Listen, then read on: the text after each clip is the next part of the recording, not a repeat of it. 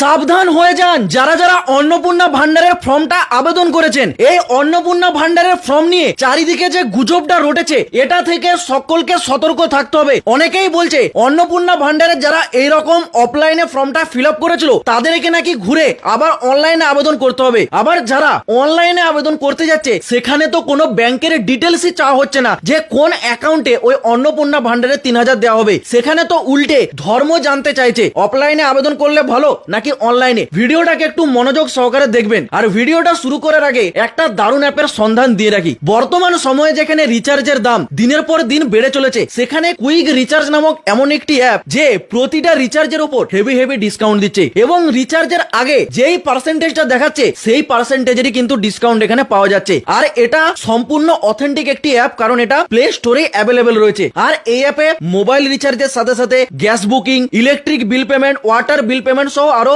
বিভিন্ন রকম বিল পেমেন্টের এখানে সুযোগ সুবিধা রয়েছে। সব থেকে বড় বিষয় হলো এই অ্যাপটি BBPS সার্টিফাইড, মানে ভারত বিল পেমেন্ট সিস্টেমের সাথে এটি যুক্ত রয়েছে। মানে এটা সম্পূর্ণ নির্ভয়ে ব্যবহার করতে পারেন। আর এই অ্যাপে 7 দিন 24 ঘন্টায় কাস্টমার সাপোর্ট পেয়ে যাবেন, যেটা এখানে সব থেকে বড় বিষয়। যদি এখানে কোনো কিছু সমস্যা হয় তাহলে যে কোনো সময় নিজের মাতৃভাষায় কাস্টমারদের সাথে কথা বলে সেই সমস্যার সমাধান খুঁজে পাবেন। তো আর দেরি করছেন কেন? প্রিন কমেন্টে কুইক রিচার্জের লিংক দেওয়া রয়েছে, তাড়াতাড়ি যান প্লে স্টোর থেকে ডাউনলোড করুন কুইক রিচার্জ এবং মোবাইল রিচার্জ করে আনন্দ উপভোগ করুন। এইবার বলে রাখি, অন্নপূর্ণা ভান্ডারের ফর্মটা কি অনলাইনে আবেদন করতে বলা হচ্ছে? হ্যাঁ বলা হচ্ছে। তবে কাদেরকে বলা হচ্ছে? যারা এখনো পর্যন্ত অফলাইন বা অনলাইন কোনো ক্ষেত্রেই ফর্ম আবেদন করেনি তাদেরকে বলা হচ্ছে। বিডিও অফিস থেকে BLO অফিসারদেরকে নির্দেশ দিয়েছে যারা যারা এরপর ফর্ম আবেদন করবে তারা যেন অনলাইনে করে। কেন করে? কারণ অফলাইনে এই মুহূর্তে অন্নপূর্ণা ভান্ডারের যে ফর্ম তার চাপ অনেকটাই বেড়ে গেছে। বিডিও অফিসে বান্ডিল ফর্ম জমা পড়েছে। আর একটা বিডিও অফিসের তো শুধু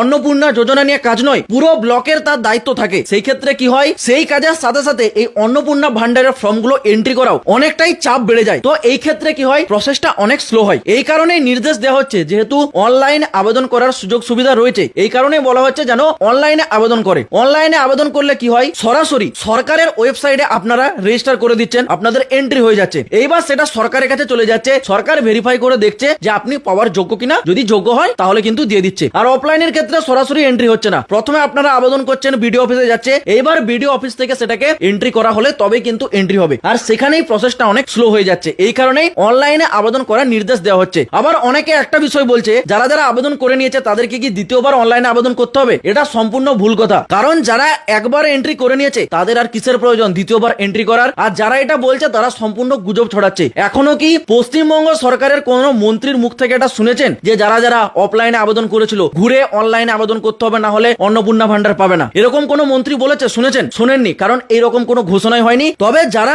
এই মুহূর্তে আবেদন করবেন অবশ্যই অনলাইনে আবেদন করুন। আর অনলাইনে ব্যাংকের ডিটেলস চাওয়া হচ্ছে না এই কারণে, কারণ সেখানে আপনারা আধার কার্ডটা দিয়ে আবেদন করছেন। আর কিছুদিন আগে সকলেই তো জানেন আধার কার্ডের সাথে সরকার বলেছিল ডিবিটি লিঙ্ক করতে, মানে ডাইরেক্ট বেনিফিট ট্রান্সফার। এখানে কি হয়, আধার কার্ডের সাথে আপনার অ্যাকাউন্ট লিঙ্ক রয়েছে, তো সেই আধার কার্ডটাই তো অনলাইনে আবেদন করার সময় দিচ্ছেন। তো সেখানে কি হচ্ছে, আধার কার্ডের নাম্বারটা দিয়ে যখন ডিটেলস চেক করা হয় সেখানেই দেখা যায় আপনার কোন ব্যাংকটা যুক্ত রয়েছে। সেই ব্যাংকে কিন্তু অন্নপূর্ণা ভান্ডারে 3000 পাঠিয়ে দেওয়া হবে। তো এই কারণেই ব্যাংকের ডিটেলস চাওয়া হচ্ছে না। আর ধর্ম তো সকল ক্ষেত্রে চাওয়া হয়। যে কোনো ফর্ম আবেদন করবেন সেখানে জিজ্ঞাসা করা হয় আপনি কোন রিলিজিয়াস, আপনার ধর্ম কি। তো এই ছিল আপডেট। যারা যারা আবেদন করে নিয়েছেন দ্বিতীয়বার আবেদন করার প্রয়োজন নেই। তবে যারা নতুন করে আবেদন করবেন অবশ্যই অনলাইনে চেষ্টা করুন, কারণ অনলাইনে প্রসেসটা অনেক দ্রুত গতিতে হয়। তবে চাইলে অফলাইনে আবেদন করতে পারেন, এতে কোনো সমস্যা নেই। এটুকুই বলা ছিল। পারলে ভিডিওটাকে শেয়ার করে অপরকেও এটা জানার একটু সুযোগ করে দেবেন। জয় সিয়ারাম।